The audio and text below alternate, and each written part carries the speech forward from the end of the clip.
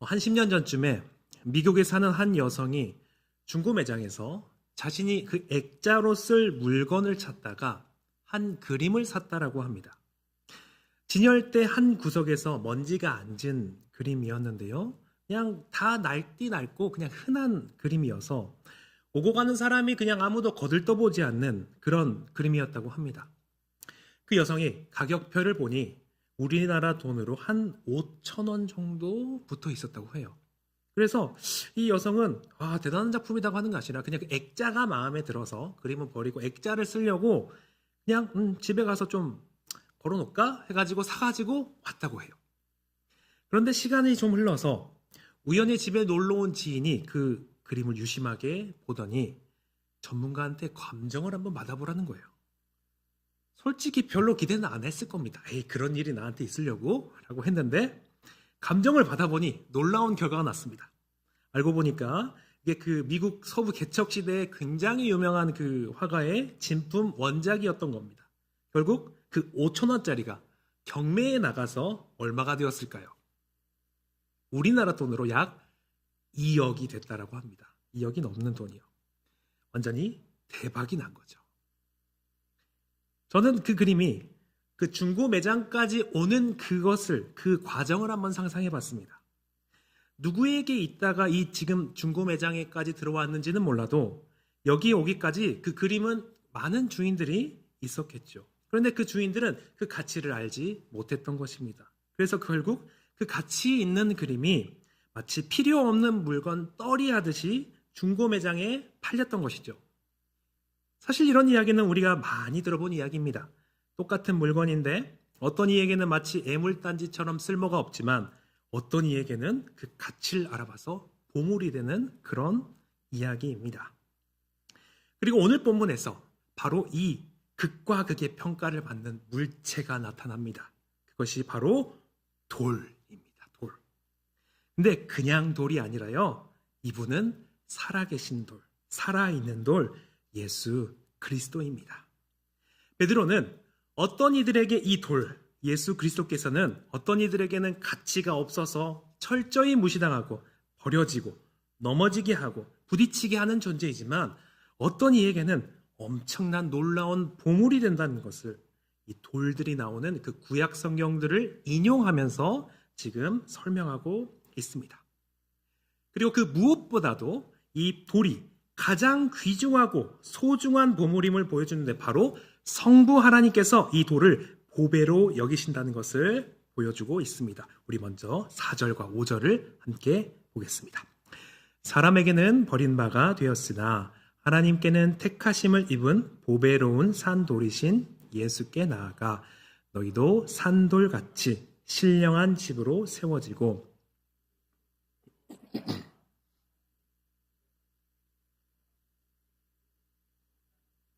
될지니라. 아멘.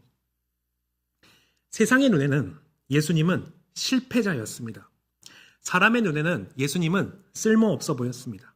하지만 하나님의 평가는 완전히 달랐습니다. 세상 사람들은 예수님을 가치 없는 돌처럼 여겨서 십자가에 못 박혀 죽였지만 하나님께서는 그 무엇과도 바꿀 수 없는 그 가장 존귀한 존재, 죽은 돌을 살려서 그 가장 존귀하고 소중하고 보배로운 산돌로 택하셔서 만드셨습니다. 그런데 베드로는 우리더러 이 돌을 그저 멀리서만 지켜보라고 구경하려고 하지 않습니다. 그에게 나아가라고 하죠. 그리고 그 돌에게 나아가는 자마다 놀라운 일이 벌어집니다. 죽었던 우리가 그분의 생명을 받아서 그분처럼 산 돌들이 되는 것입니다. 그래서 우리는 이제 그분과 무관한 존재가 아니라 그분을 닮은 존재가 되었습니다. 이것이 그 당시에 편지를 받은 사람들에게 어떤 의미였을까요? 아마도 이런 의미였을 것입니다. 세상이 예수님을 쓸모없다고 버렸던 것처럼 세상은 그분께 연합된 우리도 이리저리 흩어진 자들로서 쓸모없다고 여길 것입니다. 그러나 하나님의 평가는 다르다는 것입니다.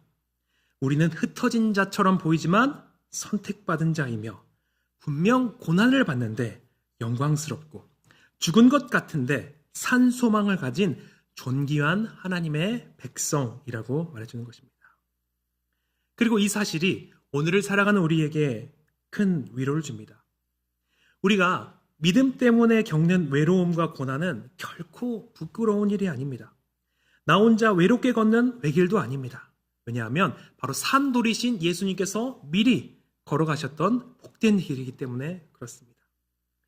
세상이 예수님을 버렸을 때 성부 하나님께서 그분을 가장 보배롭게 여기셨던 것처럼 주님의 생명을 품고 그 길을 따르는 우리 역시 하나님 눈에는 굉장히 귀한 보배인 것입니다. 그러니 우리는 세상에서는 알아주지 않아도 괜찮습니다. 하나님이 우리의 삶을 다 알고 계시며 결국 그분의 때에 예수님처럼 우리를 존귀하게 높이실 것이기 때문입니다. 그리고 베드로는 더 나아가서 우리가 산 돌이신 예수님께 나아갈 때 우리는 그분의 생명으로 우리들 역시 산 돌들이 되어서 그냥 산 돌들에서 끝나는 것이 아니라 우리가 교회로서 그리스도의 몸으로서 성전으로 세워진다라고 말하고 있습니다. 우리는 예수님의 생명을 받아서 그분께 접붙임 바 되어서 그분의 몸이 되고 교회가 되고 움직이는 성정, 그 하나님의 임재하시는 그 놀라운 존재가 된 것입니다. 그리고 6절을 보면 예수님이 이 성전에 친히 직접 모퉁이 돌이 되셨다고 합니다. 이 모퉁이 돌은 우리 교회도 있죠. 그냥 교회 앞에 있는 그런 머릿돌이 아니라요. 한쪽 벽면과 한쪽 벽면을 그 사이에 모퉁이에 있는 굉장히 큰 돌이었습니다. 이것은 그냥 장식용이 아니라 맨 두 벽이 만나는 모퉁이 맨 아래에 놓여서 건물의 하중을 견디고 지탱하는 기초가 되는 그런 돌이었습니다. 그리고 이 모퉁이 돌은 기준과 정렬이 되는 돌이었습니다. 그래서 이것을 기준으로 다른 돌들을 쌓아 올렸던 것이죠. 그래서 앞으로 쌓아 올려질 벽돌의 방향과 높낮이를 결정하는 것이 바로 모퉁이 돌이었습니다.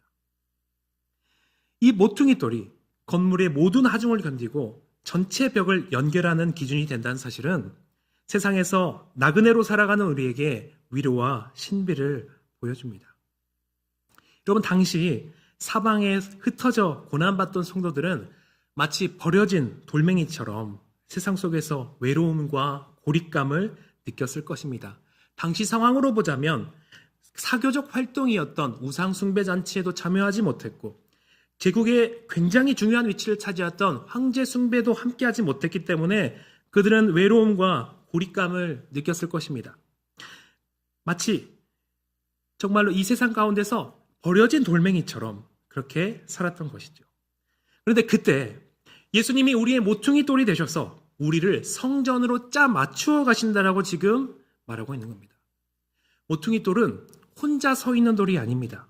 서로 다른 두 벽을 단단하게 묶어주는 돌입니다. 다시 말해서 주님께서 모퉁이 돌이 되셨다는 것은 이 세상에서 외롭게 흩어져 있던 저와 여러분을 묶어 절대로 흔들리지 않는 하나의 거대한 공동체로 엮어주셨다는 뜻입니다. 나 혼자서는 이 세상의 유혹과 고난의 하중을 견딜 수 없지만 모퉁이 돌 대신 예수께서 그 교회의 맨 아래에서 그 모든 성도들의 삶의 무게와 고난을 떠받치고 계시기에 그분께 연결된 우리는 결코 무너지지 않는 성전이 되는 것입니다. 그리고 무엇보다도 예수님께서 모퉁이 돌이 되셔서 우리를 성전으로 삼으셨다는 것은 죄로 인해 하나님과 완전히 단절되었던 우리의 삶 가운데서 하나님의 임재가 회복되었다라는 뜻입니다. 이제 우리는 멀리 계신 하나님을 두려움으로 멀찍이 보는 자들이 아닙니다. 모퉁이 돌 대신 예수께서 단단히 우리를 연결하여서 하나님께서 친히 거하시는 친밀하게 교제하시는 그 자리로 우리를 초대하신 것입니다. 이 사실이 세상에서 나그네 된 자들에게, 그리스도인들에게 큰 위로를 줍니다.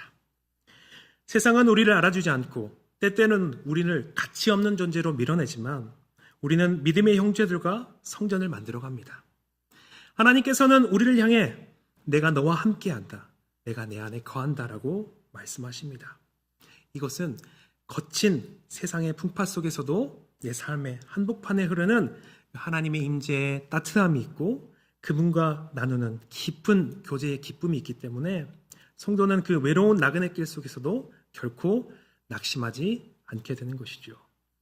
그렇기에 우리는 우리에게 예수님이 가장 소중한 보배일 수밖에 없습니다. 그분이 나의 가장 귀한 보물이고 나의 기쁨이자 나의 자랑이자 바로 산돌이신 예수님이십니다. 그런데 여러분, 혹시 내가 이렇게 정말로 소중하게 여기고 정말로 감격스러워하고 이 복음이 다른 사람에게 혹시 철저하게 무시당한 경험이 혹시 있으십니까? 저는 있습니다. 대학 시절에 믿지 않는 친구들과 함께 어울린 적이 있었습니다. 사람으로서는 참 좋은 친구들이었는데요. 저는 술을 마시지 않지만 이제 친구들과 얘기를 나누다 보니까 자연스럽게 그 술자리의 끝에 남게 됐어요. 시간이 술자리의 끝이 되니까 사람들이 이제 점점 이제 정신을 이제 혼미하잖아요. 속에 있는 말들이 나오기 시작하는 겁니다. 그러다가 한 친구가 제가 목사님 아들인 걸 아니까 기독교에 대해서 말했던 거죠. 자기 마음속에 있던 마음들을 말을 했습니다. 기독교를 향해서 아주 날선 비판과 무시 섞인 말들을 막 쏟아내더라고요.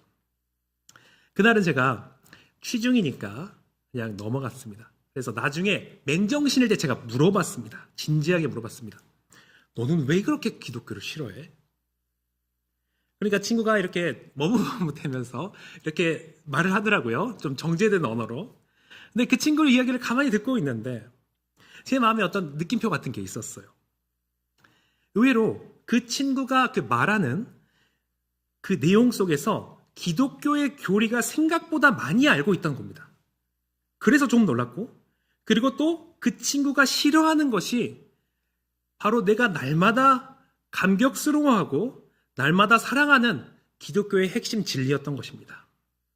물론 그 친구는 정확히 이해하는 것이 아니고 오해하며 말하는 것이긴 했지만 분명히 기독교의 핵심 진리였습니다. 그런데 그 친구는 그게 싫다라고 말하는 거였어요. 그리고 그날 그 친구가 쏟아낸 대답은 오늘날 수많은 현대인들이 복음을 거부하는 이유와 일치했던 것 같습니다. 그 친구는 이렇게 말하더라고요. 가장 먼저 나는 예수님의 대속을 받아들일 수 없다라고 말했습니다. 물론 제가 표현한 겁니다. 다르게 표현했지만 정리하자면 나는 예수님의 대속을 받아들일 수 없습니다. 어떻게 사람이 죄를 지었는데 다른 사람이 대신 죽어주고 그걸 믿는다고 죄가 없어지는 것이 말이 되는 것인가? 성경도 결국 사람이 쓴 소설이고 교회는 그냥 돈 뜯어내려고 만든 그런 사기 집단이 아닌가라고 말을 했었습니다. 그러면서 기독교가 사람을 죄인 취급하는 것 자체가 너무나 불쾌하고 모욕적이라고 하더라고요. 자신처럼 평범하게 사는 사람들이 왜 죄인이며 왜 하나님의 심판과 지옥 얘기를 들어야 하냐는 것입니다. 저 뉴스에 나오는 그 악한 범죄자들이나 지옥에 가면 됐지 왜 내가 지옥에 가야 되냐라고 말했던 것이죠. 특히 그 친구에게 가장 큰 걸림돌은, 그리고 제가 생각했을 때 오늘날 현대인들에게 가장 큰 걸림돌은 예수 그리스도 외에 다른 구원의 길이 없다라는 선포였습니다. 요즘같이 다양성이 최고인 시대에서 내가 좋으면 그게 정답인 세상에서 오직 예수만이 진짜 길이라는 명제가 너무나도 배타적이고 독선적이라는 주장이었습니다. 결국 예수님이 내 삶의 주인이 되셔서 그 말씀에 순종해야 된다는 사실이 자신의 자유를 억압하는 그런 숨막힌 권위처럼 느껴져서 싫다는 것이었죠. 제가 감격하고 저를 살게 하는 이 하나님의 주권이 그 친구에게는 숨막히는 억압하는 것이었던 것입니다. 제가 너무나도 사랑하는 그 복음이 이 친구에게는 무가치했던 것입니다. 그러나 시간을 지나다 보니 알게 되었습니다. 이것마저도 진리이구나. 모든 사람이 복음에 매료될 수는 없구나. 모든 사람이 복음을 사랑할 수는 없구나. 어떤 사람들은 복음을 거절하는 것도 그렇게 정해진 것도 진리구나. 우리는 그것을 7절과 8절에서 볼 수 있습니다. 우리 함께 읽어보겠습니다. 그러므로 믿는 너희에게는 보배이나 믿지 아니하는 자에게는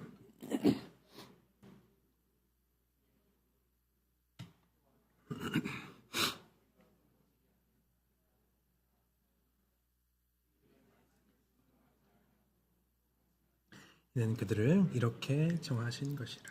아멘. 산돌이시고 모퉁이 돌이 되신 예수님을 모든 사람들이 환영하고 좋아하지는 않습니다. 이것이 진리인 것이죠. 오히려 예수님이 모퉁이 돌이 되는 것이 예수님께서 기준 되신다는 것이 어떤 이들에게는 부딪히고 넘어지게 하는 바위가 됩니다. 이 편지를 받을 당시 유대인과 헬라인들도 마찬가지였습니다. 유대인들은 예수님이 자신들이 원하는 군사적 정치적 메시아가 아니었기 때문에 싫어했습니다. 그리고 예수님의 말씀은 당시 신앙의 중심이었던 성전과 율법을 완전히 망가뜨리는 것 같은데 그 시스템을 망가뜨리는 것 같았기 때문에 너무나도 싫어했습니다. 또 아브라함의 자손에게 주어지는 그 언약의 축복이 예수님을 통해서 만민에게 주어진다는 것 자체도 너무나도 싫어했습니다.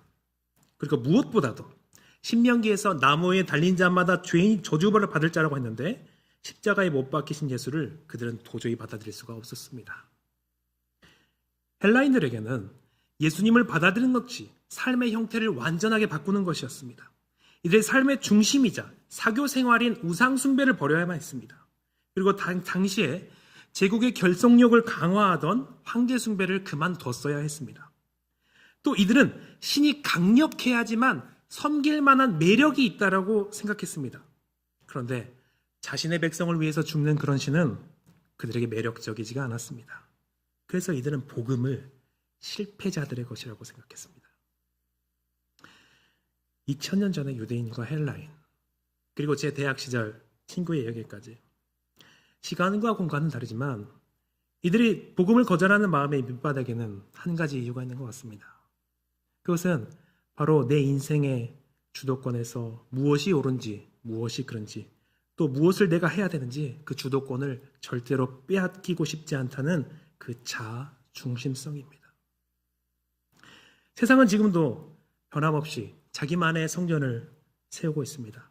바로 내가 신이 되는 성전입니다. 내 힘으로 내 가치를 증명하고 내 뜻대로 내 인생을 통제하고 그렇게 살고 싶은 것이 인간의 타락한 본성이죠. 그런데 예수님께서 오셔서 그것을 통째로 부정해 버리시는 겁니다.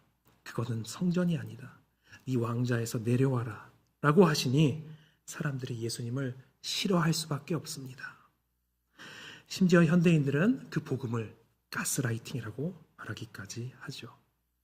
결국 내 인생의 주도권을 내놓기 싫어서 내가 왕이고 싶어서 예수님이라는 그 거대한 바위에 온몸으로 들이받고 차라리 스스로 깨지는 것을 선택하는 것입니다. 그리고 문제는 여기서 끝나는 것이 아니죠.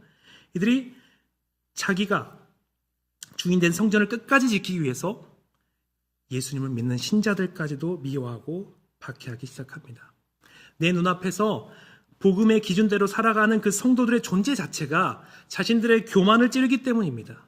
그래서 그들을 조롱하고 밀어내고 고난 속으로 넣는 것입니다. 당신의 사방으로 흩어졌던 이 나그네들이 겪었던 박해가 바로 이런 이유 때문이었을 것입니다. 그러나 예수님은 결코 누구의 기대나 입맛에 자신을 맞추지 않으셨습니다. 그분은 타협이 없는 모퉁이 돌로서 그 자리에 서 계실 뿐입니다.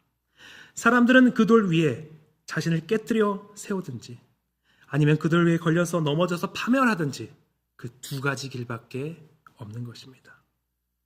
그리고 그들이 끝까지 예수님을 머릿돌로 수용하지 않고 신자들을 박해한다면 그 보배로운 산돌은 도리어 인간의 그 거대한 교만을 부숴버리는 무서운 뜨인 돌로서 일하실 것입니다.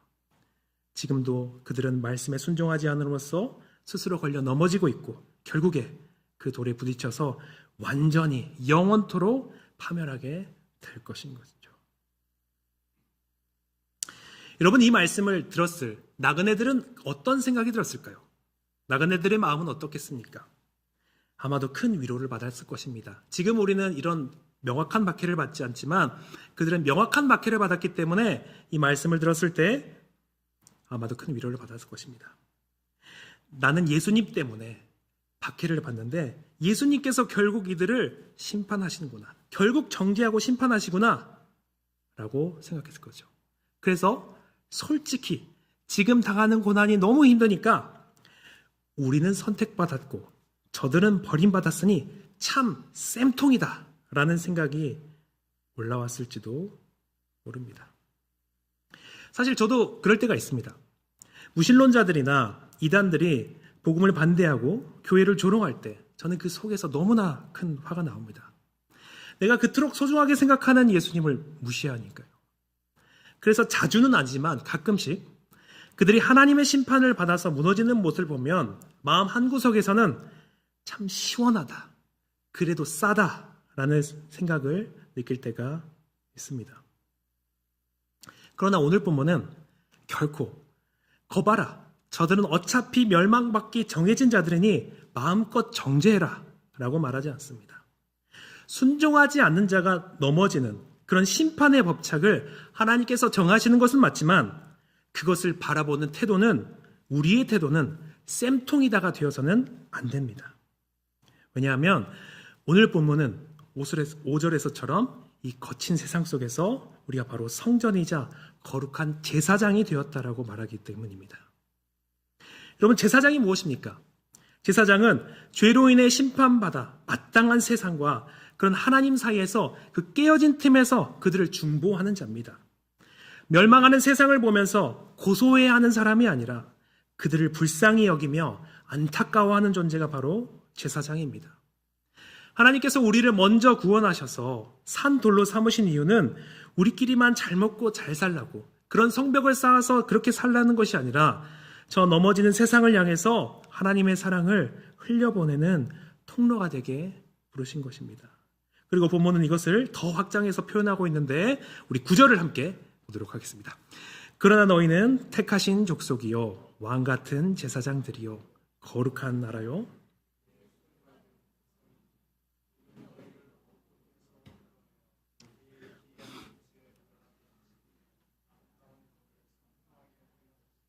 아멘. 5절에서 우리는 예수님을 통해서 살아있는 성전이 되었고 또 거룩한 제사를 드리는 거룩한 제사장이 되었습니다. 그런데 여기서는 더 나아가서 우리는 택하신 족속이요 왕같은 제사장들이요 거룩한 나라요 그의 소유가 된 백성이라고 확장시켜서 말하고 있습니다. 이러한 지위는 너무나도 영광스럽고 정말로 감격스러운 지위입니다. 또 너무나도 길기 때문에 오늘 포인트가 아니기 때문에 짧게 설명하자면 이 네 칭호는 출애굽기 19장 5절에서 6절에서 그 언약 백성의 그 정체성을 거의 그대로 가지고 온 겁니다. 그 말이 무슨 말이냐면 신약교회에서 언약 백성은 바로 우리라는 겁니다. 이것은 우리의 존재 가치를 설명하는 것이고 우리의 지위를 설명하는 것입니다. 동시에 이와 같은 직분은 바로 세상을 향한 우리의 역할을 말하고 있는 것입니다. 그 역할이 무엇입니까? 이 본문은 아주 명확하게 말합니다. 너희를 어두운 데서 불러내어 그의 기이한 빛에 들어가게 하신 이의 아름다운 덕을 선포하게 하려 함이라고요. 여기서 선포한다는 것은 길거리에 나가서 노방전도하라는 말이 아니라 진정한 선포는 하나님의 백성다운 우리의 삶을 통해서 그분의 아름다우심과 그분의 성품을 보여주는 것을 의미하는 겁니다. 우리가 세상을 향해서 그 우리가 들어간 주님의 그 기이한 빛이 얼마나 따뜻하고 얼마나 영광스러운지 얼마나 행복한지 그것을 우리의 용서와 우리의 친절과 그리고 내 입으로서 나오는 그 복음을 통해서 보여주는 것입니다. 세상의 복음이 얼마나 위대한 보물인지 삶으로서 번역해서 보여주는 것이 바로 우리가 있는 이 땅에서 제사장의 사명입니다.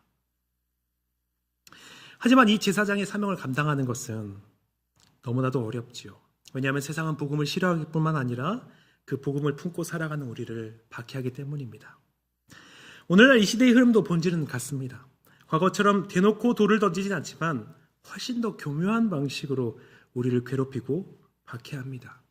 종교적 신념을 드러내는 것은 무례하고 편협한 일로 말하면서 예수님을 전하는 우리에게 아주 미묘한 멸시와 조롱을 보냅니다. 독선적이다. 상식이 없다. 라고 말하며 우리를 몰아세우고 사회적으로 고립시킵니다.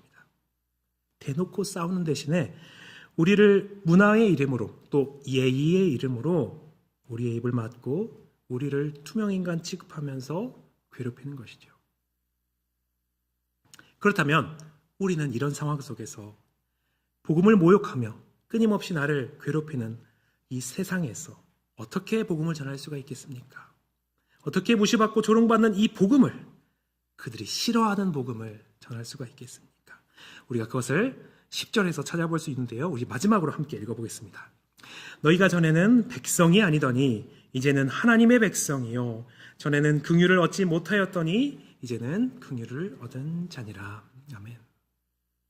이 구절은 호세아를 인용하는 것입니다. 호세아서를 보면 하나님을 배반하고 우상을 숭배하던 그 이스라엘을 향해서 하나님이 분노하시면서 선포하셨습니다. 너희는 더 이상 내 백성이 아니다. 너희는 내 긍휼을 얻지 못할 것이다 라고 하셨죠. 그런데 뒤에 어떤 일이 일어납니까? 바로 하나님은 자신의 언약을 버려두지 않으시고 그분의 크신 사랑으로서 바람난 아내 고멜과 같은 이스라엘을 다시 찾아오시죠. 그리고 다시 내 백성이라고 불러주시고 다시 긍휼을 베풀어 주십니다. 베드로가 이것을 본문의 마지막에 쓴 것은 우연이 아니죠. 이 이야기가 남 이야기가 아니라는 겁니다. 사실 우리도 마찬가지였습니다. 우리도 하나님을 마음에 두기 싫어했습니다. 아니, 지금도 싫어할 때가 있습니다. 내 마음대로 살아가는 고멜이었습니다.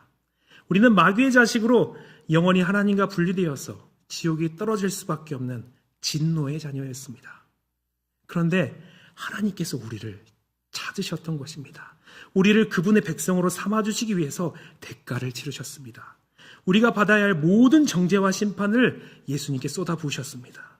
우리에게 이 아름다운 구원을 주시기 위해서 예수님께서 스스로 가장 비참하고 무가치한 돌로서 버림을 당하셨던 것입니다. 예수님이 그 어둠 속에서 온몸이 깨어졌기 때문에 우리가 그 어둠 속에서 불러냄을 받아 그의 기이한 빛으로 들어오게 되었습니다. 우리가 하나님의 백성이 되고 왕 같은 제사장이 된 이 영광스러운 자격은 우리가 우리의 공로로 우리가 잘해서 얻은 것이 아닙니다. 사실 우리도 긍휼로 선물로 받은 것입니다. 우리도 하나님을 고멜처럼 하나님의 마음에 두기 싫어했지만 그분의 크신 은혜로 그분이 우리에게 새 마음을 주시고 새 영을 주셔서 우리를 살게 하신 것입니다. 그렇다면 나를 미워하는 세상 속에서 우리가 어떻게 이 제사장의 사명을 감당할 수 있습니까? 방법은 하나입니다. 저들이 하나님을 거절하고 미워하는 것이 바로 나의 모습과 같다라는 것을 인정하며 그 사랑을 받은 그 사실을 기억하며 예수께로 가는 것밖에 없습니다. 내 힘과 결단으로서는 나를 조롱하는 그 세상을 품을 수가 없습니다. 그렇기 때문에 우리는 날마다 기도를 통해서 찬송을 통해서 선포되는 설교와 큐티를 통해서 우리는 주님의 품 안으로 달려가야 됩니다. 그분께 붙어 있어야 합니다. 주님 안에 거하면서 그분의 선하심을 날마다 맛보고 세상이 줄 수 없는 그 예수 그리스도의 은혜로 내 심령을 가장 먼저 채워야 됩니다. 우리가 산돌이신 그 예수님께 연결될 때만 우리는 비로소 세상을 사랑할 수 있는 것입니다. 우리 안에 흐르는 그 생명을 이 세상으로 흘려보낼 수 있는 것입니다. 그럴 때 바로 우리는 정말로 왕같은 제사장으로 언약 백성으로 살아가는 능력이 나타나게 되는 것입니다. 말씀을 정리하겠습니다. 세상은 자기들의 기준이 맞지 않다고 내 인생의 주도권을 흔든다고 예수를 가치 없는 돌멩이 취급하면서 십자가에 버렸습니다. 그리고 오늘날 모퉁이 돌 대신 예수께 연결되어 살아가는 우리들을 향해서도 사실 똑같이 미묘하게 무시하고 독선적이라고 조롱하고 삶의 자리에서 외롭게 만들고 괴롭힙니다. 그리고 지금 그렇지 않더라도 우리가 주님의 사람으로서 살아가다 보면 그것을 경험하게 될 것입니다. 그때 우리는 기억해야 합니다. 세상이 우리를 어떻게 평가하든지 가장 먼저 기억할 것은 우리의 가치가 거기에 머물러 있지 않다는 것입니다. 우리는 온 우주의 주인이신 하나님께서 살리신 보배로운 산돌이 되었습니다. 그러므로 이제 우리는 나를 괴롭히는 세상을 향해서 억울해하거나 그들이 심판받는 모습을 보면서 고소해하는 자들이 아닙니다. 왜냐하면 우리 역시 원래 하나님을 거역했던 그런 고멜이었음을 기억하며 빚진 자의 마음을 품었기 때문입니다. 이번 한 주간 내 인생의 유일한 모퉁이돌 되신 예수 그리스도께 더 더 단단히 결합되기 힘쓰시기를 축복합니다. 그리하여서 복음을 싫어하고 우리를 괴롭히는 저 세상 한복판에서도 내 안에 흐르는 그 예수 그리스도의 생명력을, 나를 구원하신 그 하나님의 아름다운 덕을 삶으로 또 복음으로 전함으로 그렇게 묵묵히 증명해내는 그런 삶을 살아가시기를 주님의 이름으로 축복합니다. 우리 말씀을 생각하시면서 기도하실 때, 첫 번째로 기도하실 때 우리가 예수님께 나아가 그 충만한 생명으로 채워지게 해달라고 기도하고요. 또 두 번째로 저를 구원하신 긍휼을 기억하면서 세상 속에서도 하나님의 사랑을 보여주는 왕같은 제사장이 되게 해달라고, 또 말씀을 들으시면서 생각나는 것들을 위해서 우리 함께 이 시간 기도하겠습니다. 살아계신 하나님 아버지, 주님께서 은혜를 베푸셔서 하나님의 자녀 삼아주시고 거룩한 산돌이신 예수께 나아가 우리를 산돌들로 만들어주시니 감사합니다. 주님, 또한 주님의 그 토대 아래에서 우리가 주님의 성전으로, 교회로 정말 놀라운 하나님이 임재하시는 곳으로 세워지게 하시니 또 감사합니다. 주님, 이런 사랑을, 크신 사랑을 우리가 받았사오니, 우리가 언약 백성이 되었사오니, 주님, 우리를 혹시라도 미워하거나 주님, 이 세상이 멸망하는 것을 그저 고소해하거나 그저 당연하다고 생각하지 않게 하시고, 정말로 그 사랑을 가지고, 내가 받은 그 사랑을 가지고 전할 수 있는 우리가 모두가 되게 하여 주시옵소서. 우리에게 베푸신 그 사랑, 우리도 죄인이었다라는 그 정말 분명한 인식을 깨달아서 우리가 그 세상을 긍휼히 여기고 하나님께서 우리를 사랑하셨던 것처럼 우리가 이 세상을 사랑하며 그 복음의 능력을 보일 수 있게 하여 주시옵소서. 우리의 삶 가운데 친절이 있게 하여 주시옵소서. 우리의 삶 가운데 사랑이 있게 하여 주시옵소서. 이 세상 가운데서 빛으로서 또 소금으로서 살라는 예수님의 말씀을 우리가 받은 그 생명으로서 증거할 수 있게 하여 주시옵시고, 정말로 하나님의 살아계심을 우리를 통하여 나타내는 우리 모두가 되게 하여 주시옵소서. 참으로 고마우신 하나님, 저희를 산돌로 불러주시니 감사합니다. 참으로 어려운 세상 가운데서 모퉁이돌 대신 예수님께 나아가 우리가 더 단단히 결합되게 하셔서 이 세상의 어떤 거친 풍파 속에서도 결코 무너지지 않는 성전으로 굳건히 서게 하여 주시옵소서. 또한 본질상 진노의 자녀였고 고멜 같았던 저희를 긍휼히 여기사 제사장 삼아주셨음을 기억하게 하여 주시옵소서. 나를 조롱하고 괴롭히는 세상을 향해서 분노하거나 정죄하지 않게 하시고, 도리어 빚진 자의 그 마음을 품고 하나님의 사랑과 그 아름다우심을 전하는 우리 모두가 되게 하여 주시옵소서. 예수 그리스도의 이름으로 기도드립니다.